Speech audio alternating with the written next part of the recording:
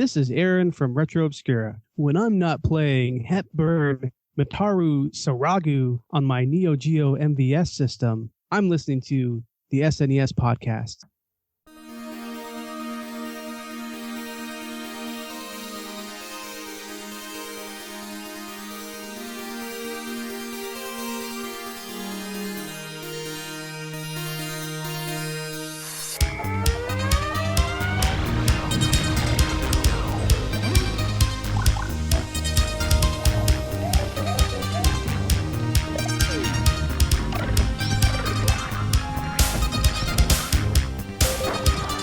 $200, a Super Nintendo setup costs twice as much as the old system. For the money, the company promises better pictures, sound, and adventure.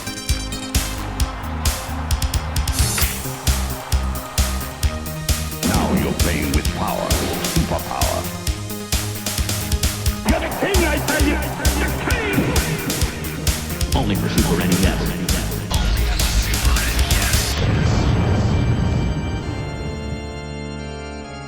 You're listening to the SNES broadcast with your hosts, Soul Blazer and George.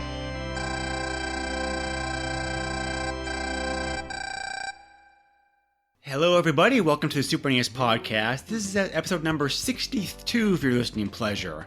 I am one of your regular co-hosts, Greg, joined as always by my other regular co-host, George. That's me. Yes, and we have a special treat for you today. Not only did we want to do a game that was in keeping with the season that we're currently in, that is Christmas, but this is also the first game we've covered on the podcast that was a PAL exclusive release. We've done Japanese only games before, but this is our first PAL only release. But the history of this game is actually pretty interesting, which we'll get into in a moment. But we are covering one of the few Christmas-themed video games to like the full-scale, full-price commercial release, the platformer game Daze Before Christmas, which was developed by Funcom and released by Sunsoft for the Super NES in 1994. So I knew about this game beforehand because it was covered in a podcast. I think it was Retro Gaming Roundup, several years ago. That talked about it being like a pretty unique platformer game and a platformer game that they gave it high marks. So being Christmas time, I felt it was kind of appropriate to cover a Christmas themed game. So this one filled the bill pretty interesting. Neither George or I had any history of this game actually playing it before this podcast. So, and George is not the most skilled platformer gamer out there, but I think even he probably didn't have too much problem with this one. I think some of the problem was that I suck. Yeah, but this game is pretty easy because it's pretty easy as far as platformers go because it's designed toward kids. So, but having said that, we'll talk about if any. But having said that, we'll give the main part of this podcast will be: is this game any good for adults to play as well? So. This game has a rather interesting history. It was originally designed to be a Genesis game. Most Super NES games that got ported over Genesis were usually developed at the same time. Usually the company would have in mind, okay, we want this game to come out on these two platforms, and they would assign different teams or different programmers to work on both versions of the game simultaneously to be able to save hassle and time because Super NES and Genesis do not share a common processor. A lot of famous computers and consoles share the same processor, whether it's part of the famous Z80 family, like the M63000 processor.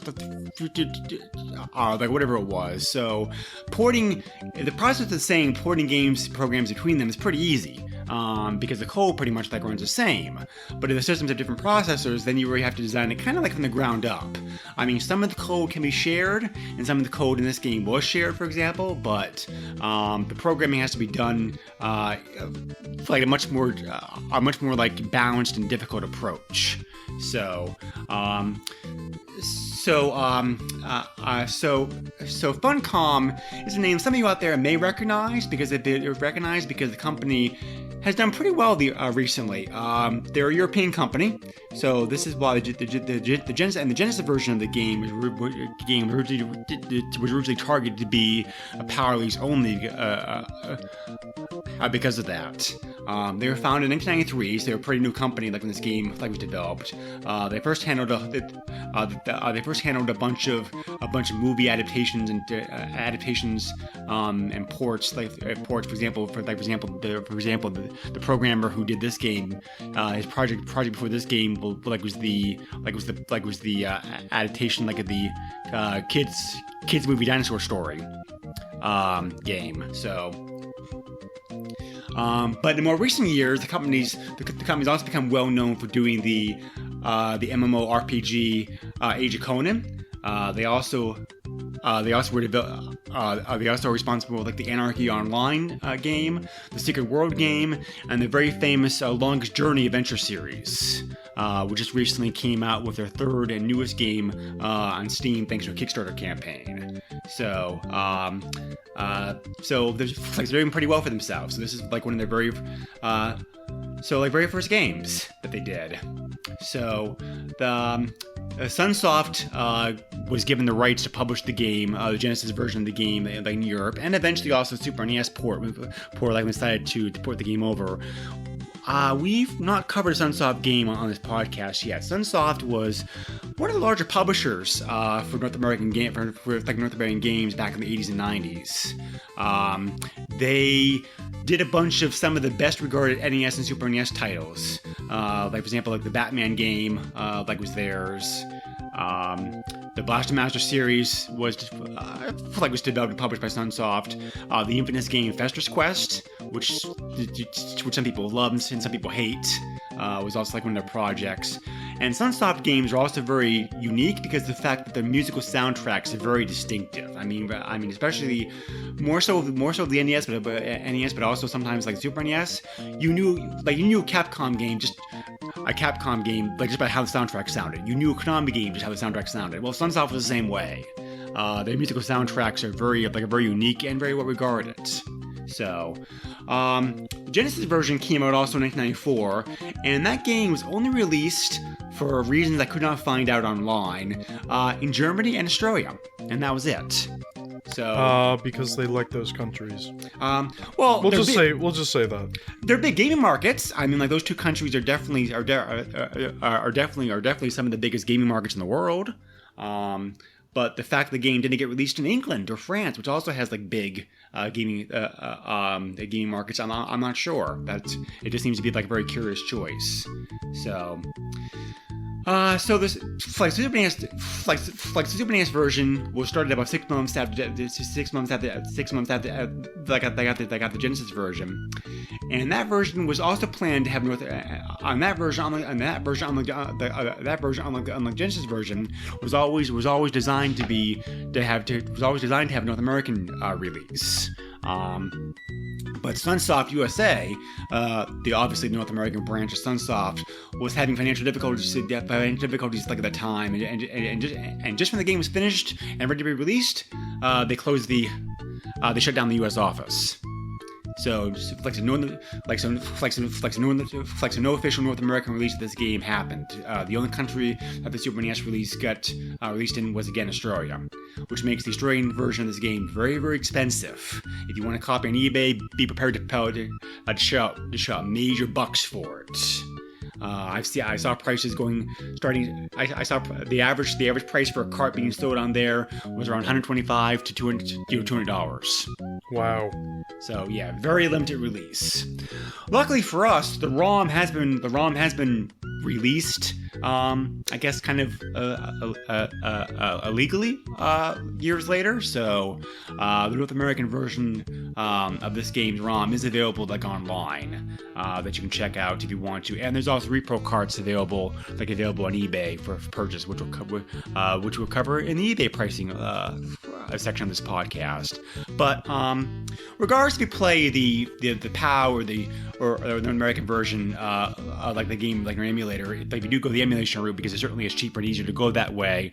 The game plays the same. The modern emulators, like they don't auto detect the ROM. You can also go in and manually change how you want it displayed. So no problems there. So that's definitely one advantage we have over the old days. But so this is your so this is a platformer, like I said. It obviously has Christmas. Obviously, as the name suggests, it looks like this Christmas theme. The name of the game is spelled Daze, as in like Daze, but as like Dazed and Confused. They were getting kind of cute, like doing like the game name, I suppose.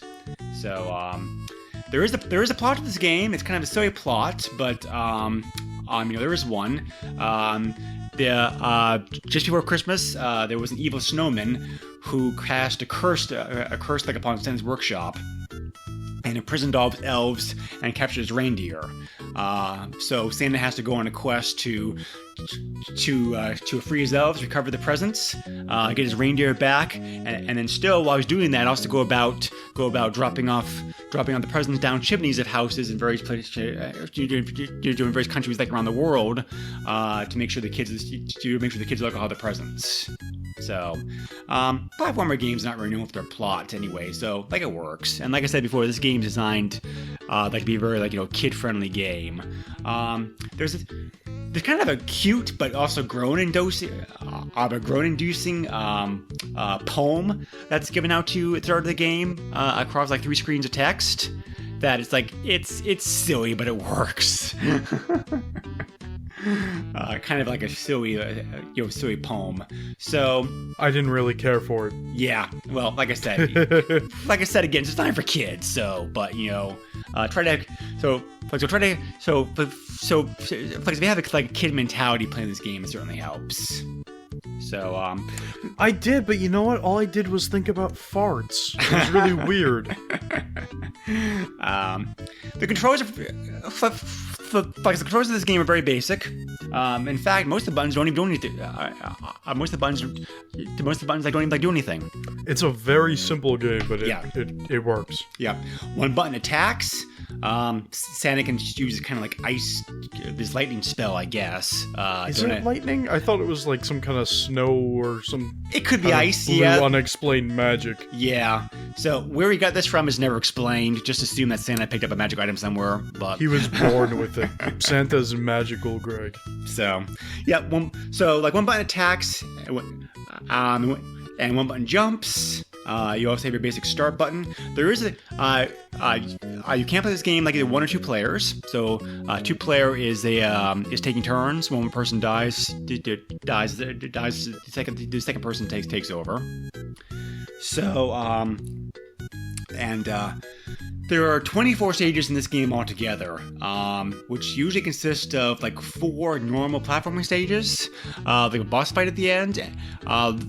And then you have a mini game of Santa flying around, flying up and down like in his sled, trying to time dropping presents like down like chimneys. It's nice that they added that because they could have just made it some kind of generic platformer and sent it out. Oh yeah, but sure. They actually took time, like, oh hey, all these presents you collected, like now you can actually throw them down the chimneys of the kids' houses. Right. And boy, I did pretty poorly, but not as bad as I do in Paperboy, so...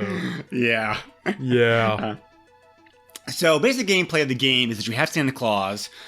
You move him around the stages, usually going left to right. There's some up to down movement, like some stages also. And you're like using your attack ability to defeat enemies. You're also using it to open up presents. Some presents contain elves that need to be freed. What exactly freeing the elf does never explained to you. I'm not really quite sure. I think that I think the only bonus of freeing elves is like to give you points. So, did you see anything from doing that, George? Besides, I think it's just points. Yeah. So yeah. Some of the presents will contain. Some of the presents contain items, which we'll cover here in a moment. Some of the presents contain bombs, which will you have a few seconds to get away from it before before it goes boom. It's a good thing that it was marked like red, because the red is the presents that you have to open. Right. If Santa just picked it up and like put it and just dropped it in some kid's chimney, oh boy, their day would be ruined.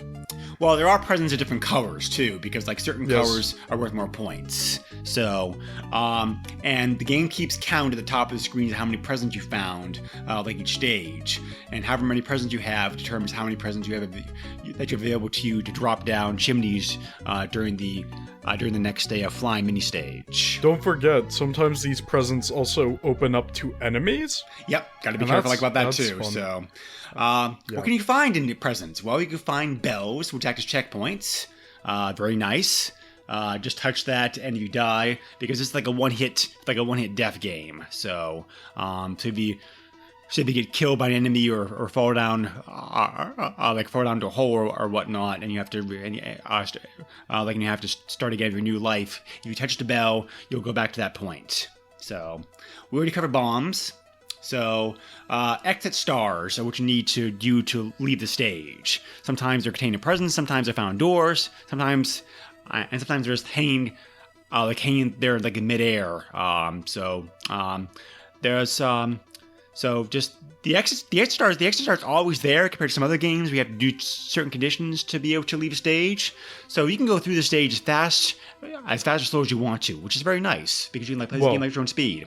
I mean, there's a level where you need to rush because the basement's flooding, but yes. Yeah, most stages. I think that was called Basement Flood. yeah, it was. The stage names are pretty cute. You're pretty cute, so we'll get to that in a moment. Extra lives, which give you extra lives, of course. I really stocked up on those babies. Right. There is a power up which will change Santa's magic attack from ice to fire. And the fire is needed to be able to melt walls, to free reindeer sometimes, to defeat certain enemies.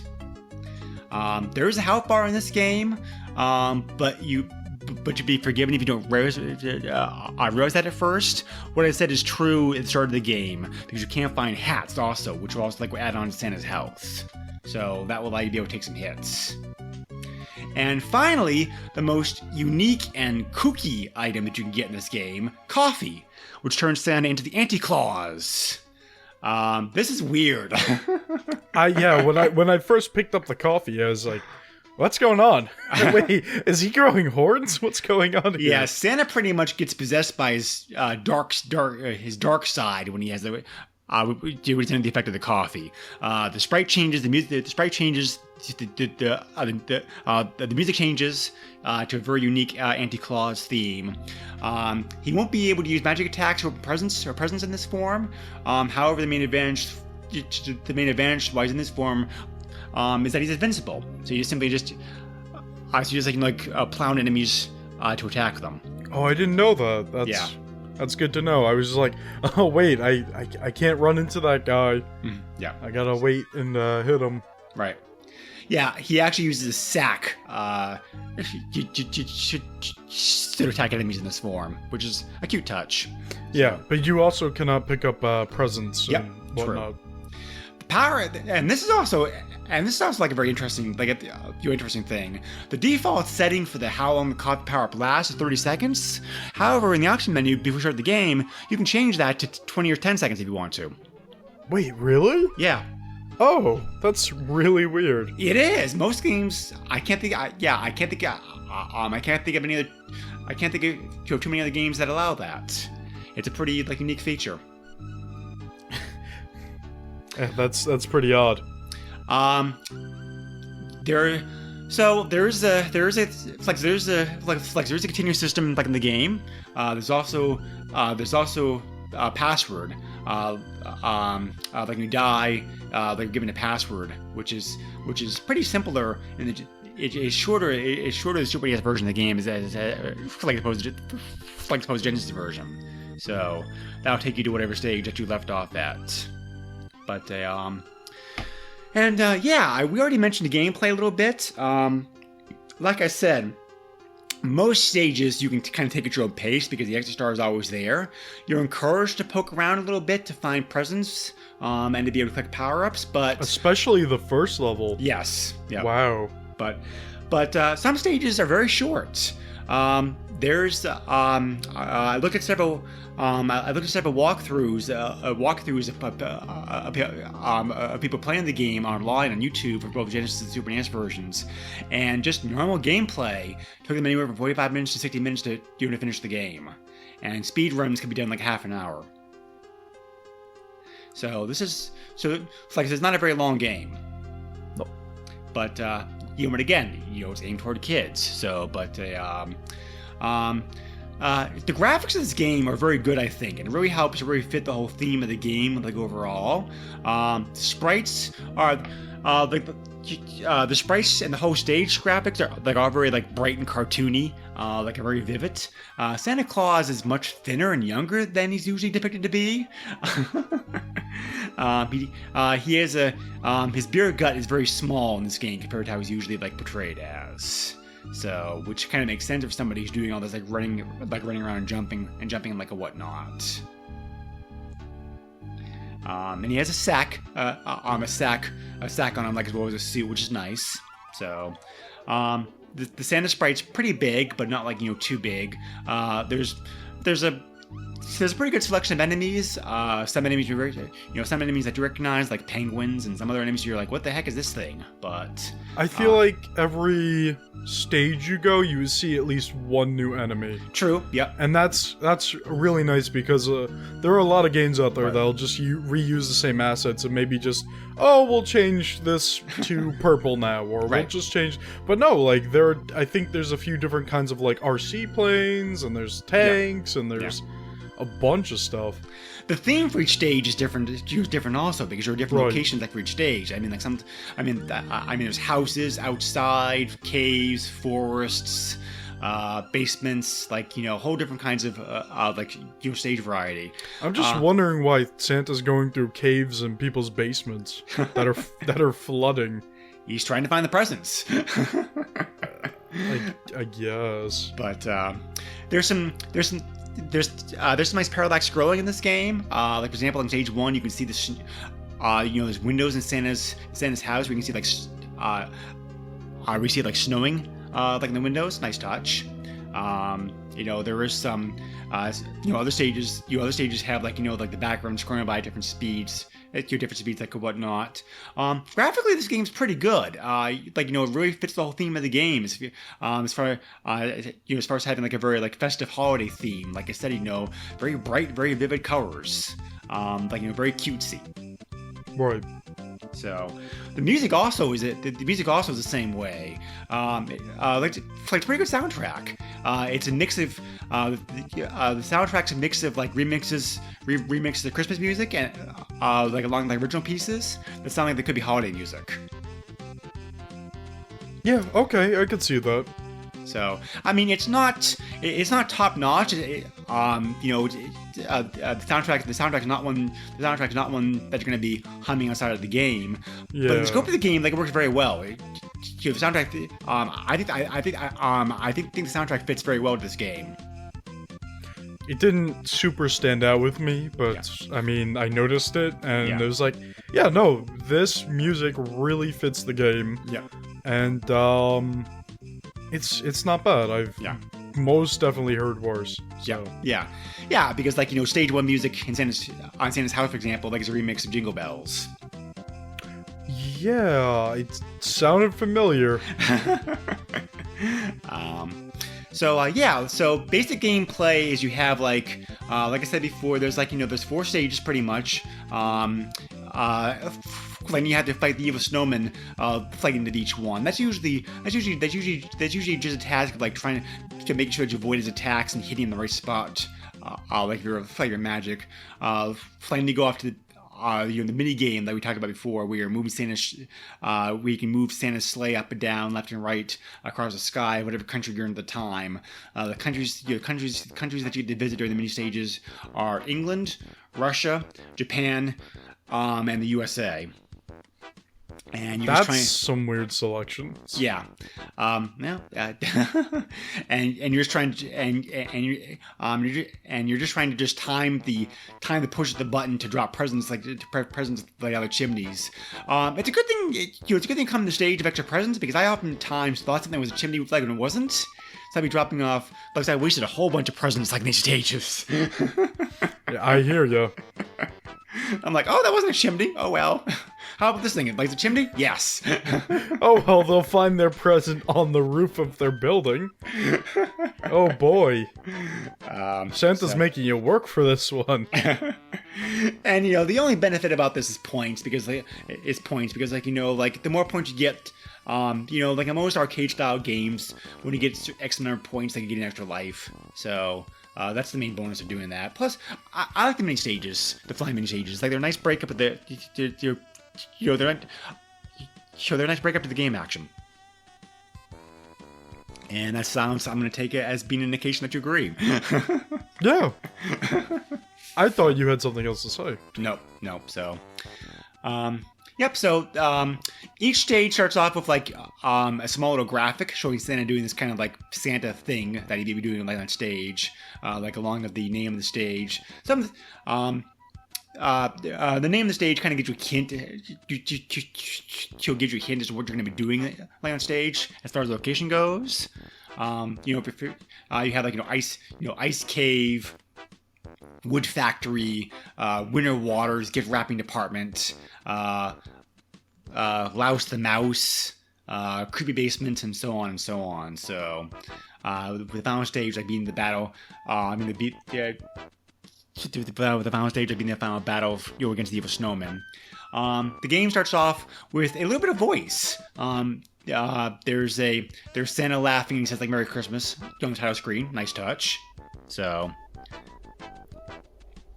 overall, like I said, the difficulty of this game is definitely aimed toward kids. It's kind of an easy platformer. That's not to say it's ridiculously easy. There are some toward the last stage of the game. There are some tricky time jumps you got to do. And some of the boss monsters get a little bit harder to beat. But still, this game, I feel like this game is really aimed toward like people of the 8 to 12 like range as far as like playing. So which makes sense for it being a Christmas game. It's interesting because it's one of those games for kids, but it's also one of those games that anyone could go out and play. Oh yeah, definitely. It's not like super geared towards kids, which is like basically the problem with modern games now. Yeah. No, yeah, I mean, like, I think an adult probably could have some fun playing this game. Oh yeah, no, I can definitely see that. If anybody who wants like a relatively easy platformer game that's very cute and lighthearted, I definitely recommend it. You check this one out, especially if you suck at platform games. Hello. I wasn't gonna like name names here. So yeah, I beat this game after like playing it. Do you have to play it? You're playing it like for a few hours. How far in the game did you get, George? I think I was around halfway or more. Yeah, I got a little busy this week. Yeah. So yep, it's fine. But so like I said, the Genesis version of this game came out first, and it's very, very similar to the Super NES version of the game. Because I did play that one for a little bit, a little bit to compare it. The controls are just as easy, and just responsive on the Genesis version as it is on the Super NES one. There's more sound effects in Genesis version for some reason. For example, in the Genesis version, there's a sound effect that plays whenever you open a present. It's not present like the Super NES version. I see what you did there. It's not present. Oh. Well, it's true. Yeah, no, I played a little bit of the Genesis version. It is... There are a few different things, but it is almost exactly the same. So. The graphics are almost the same. Super NES version just looks a little tiny bit better, I think. But the Genesis version is still pretty graphically impressive. The music I don't think sounds as good on the Genesis version. It's so weird because I like a few songs better on the Genesis version, but then for the most part, I like the SNES music better. Well, the Genesis title screen, with the Genesis title screen voice, like saying laughing, saying "Merry Christmas," on like the Genesis version, that sounds creepy to me. Well, I mean, the Genesis sound is all farts anyway. Yeah, so. But let's build the hate. So, I mean, I really don't think it matters which version you play, which version of this game that you play. The two versions, as you might expect, like many programmer competent enough to do this. The two versions are very close. So, but like I said, the Super NES version has a slightly better graphics. Genesis version has better sound, I think. Yeah, it's a wash.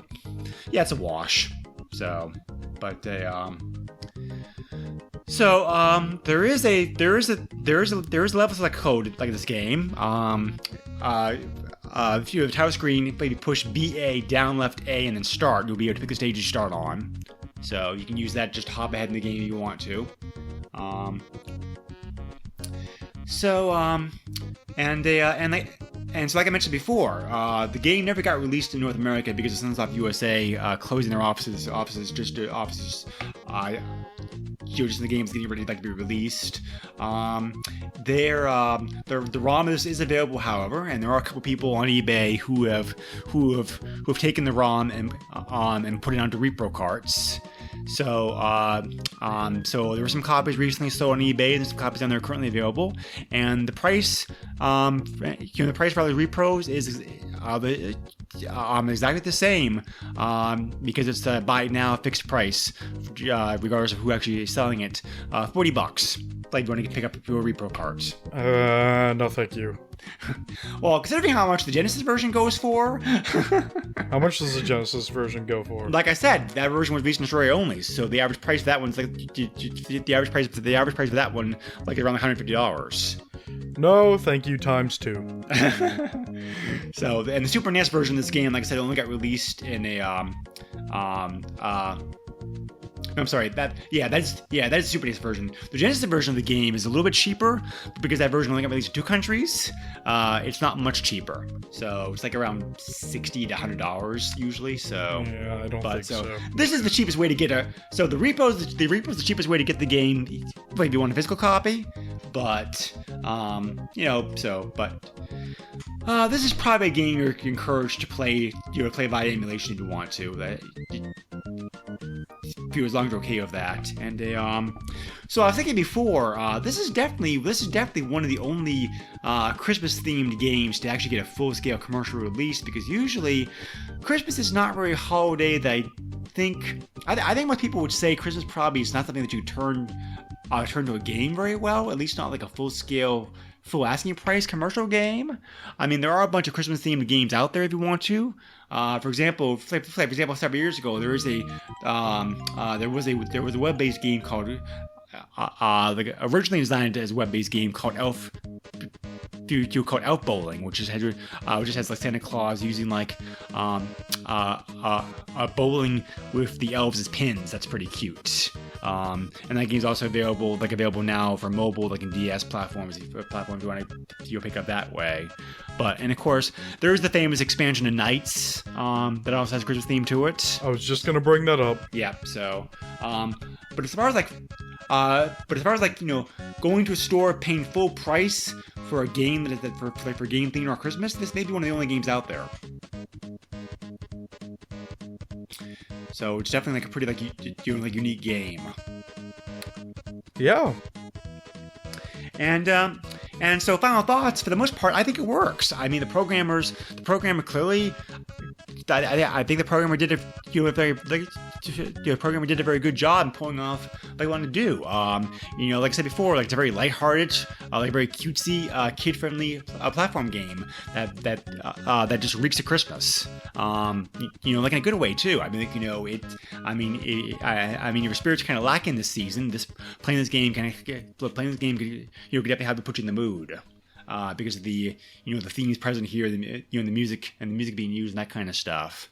Like I said before, aim toward kids. So if you have kids out there, definitely show them this game. They'll probably enjoy it.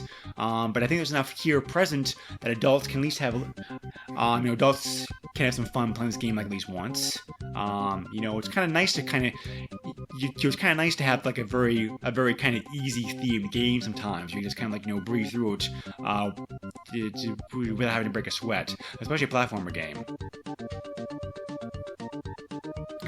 Yeah. I want to add some stuff. Sure. One of the biggest problems I have with the game is that your Santa is way too far on the screen, and when the camera moves, it's like he's like about 80% across the screen, and it's kind of hard to get yourself ready for enemies, and it's hard to figure out where platforms are because the camera is so fixated on what's behind Santa and not in front of him. So, which that game could really learn from Super Mario Brothers, because that was done really well.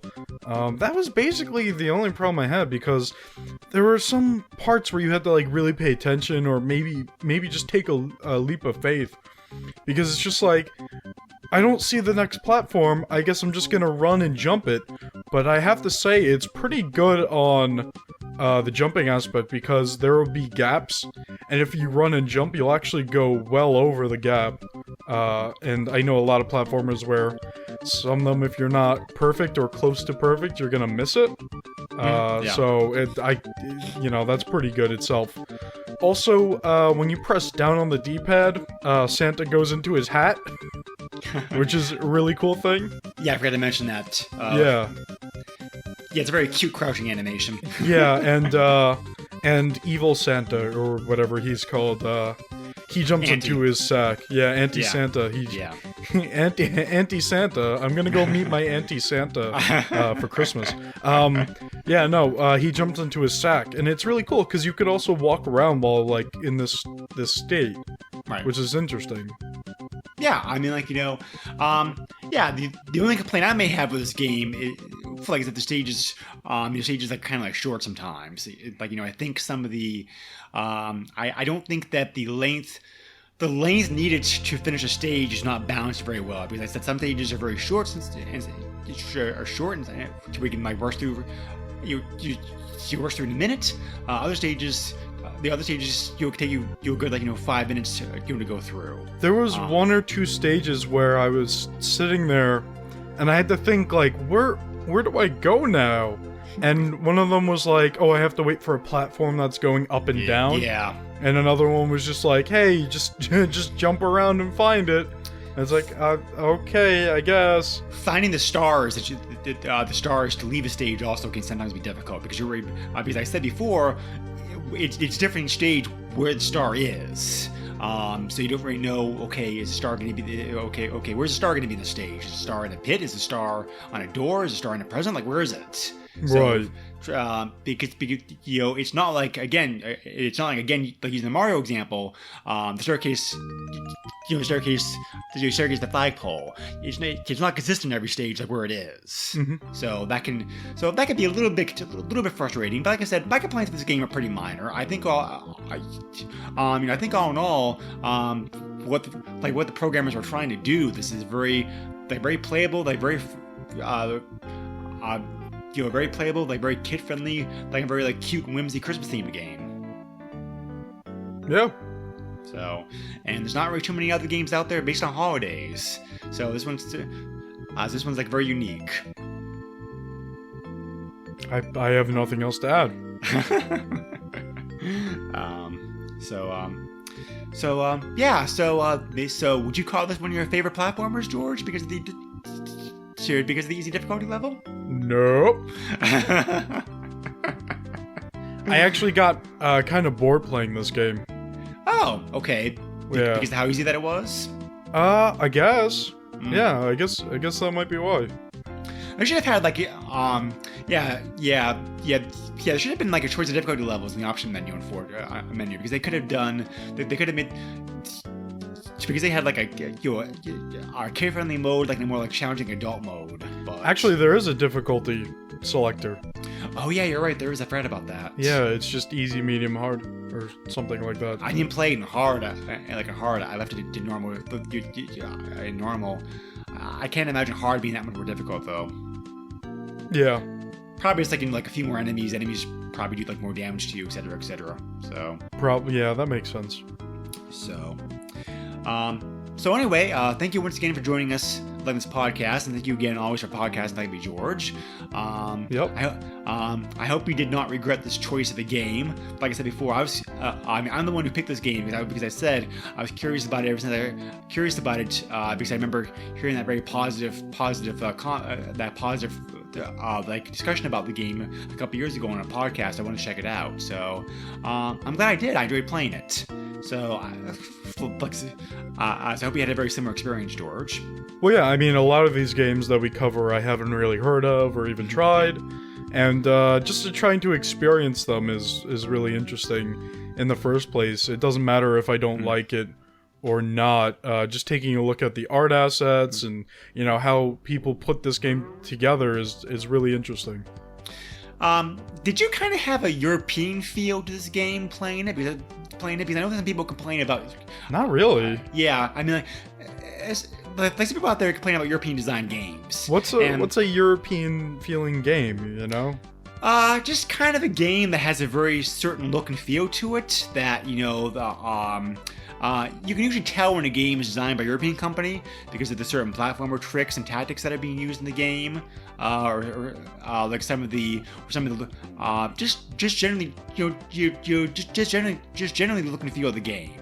Like for example, do you remember playing what was that game we did a while back, like the guest host? First Samurai. That was also boy. Yeah, that was very European.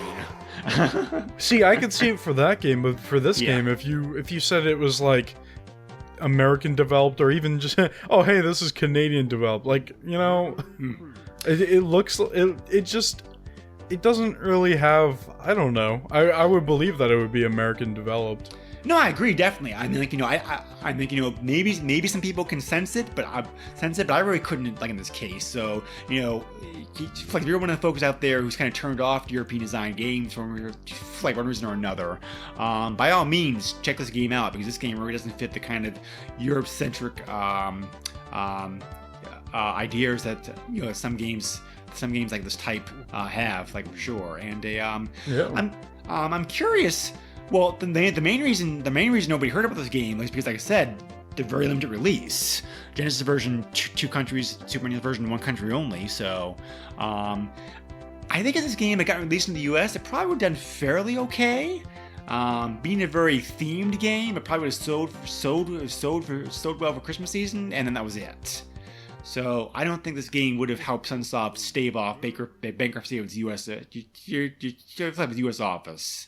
For sure, but no, I think this game could have sold fairly well if it come out in the States.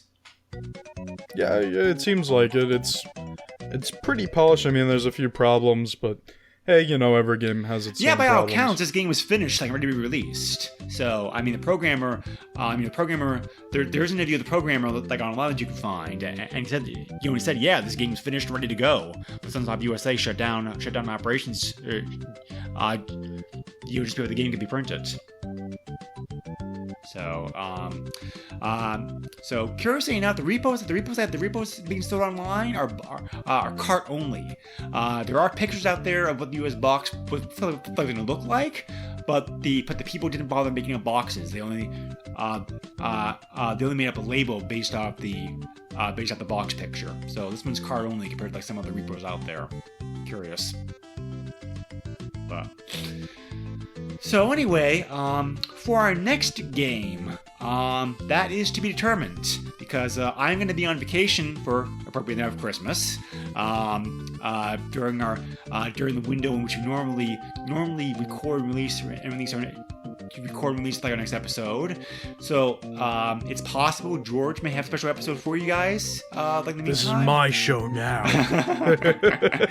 Or it's possible that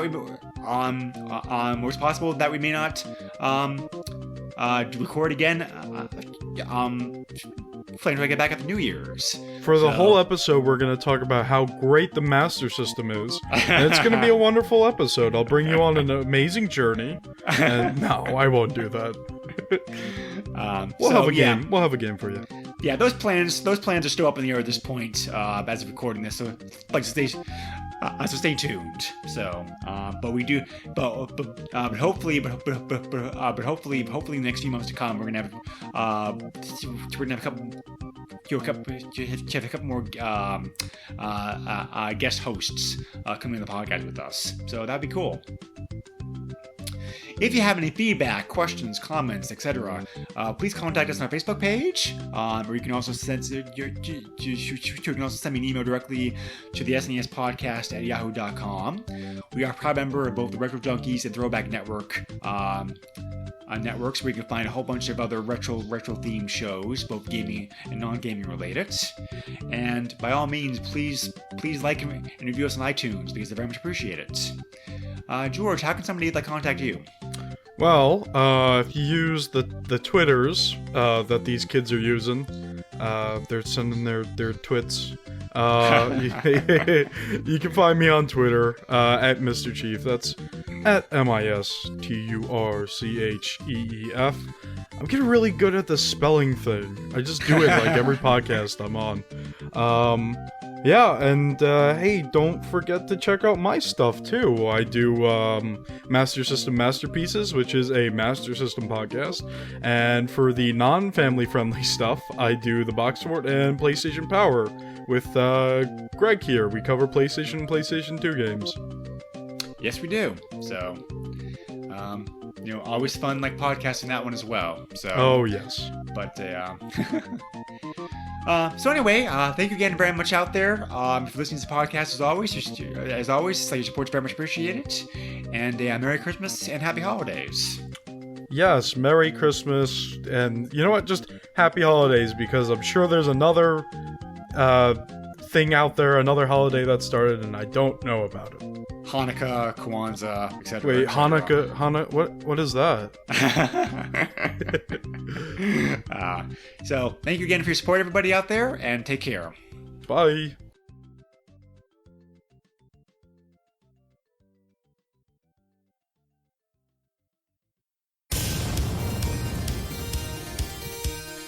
Nintendo controls 80% of the video market. But no matter how you play the game, or which game you play, things definitely have come a long way since Pac-Man. Now you're playing with power. Super power.